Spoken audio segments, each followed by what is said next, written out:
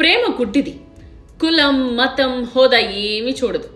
మధ్యప్రదేశ్లో జరిగిన ఈ నిజమైన లవ్ స్టోరీ వింటే మీరు అదే అంటారు.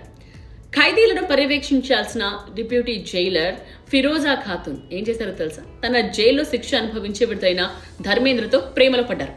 2007 హత్య కేసులో జీవిత ఖైదు పడ్డ ధర్మేంద్ర సత్నా జైల్లో ఉండగా ఫిరోజాతో పరిచయం ఏర్పడింది. శిక్షాకాలంలో ధర్మేంద్ర ప్రవర్తనలో వచ్చిన మార్పు ఫిరోజాను ఆకర్షించింది.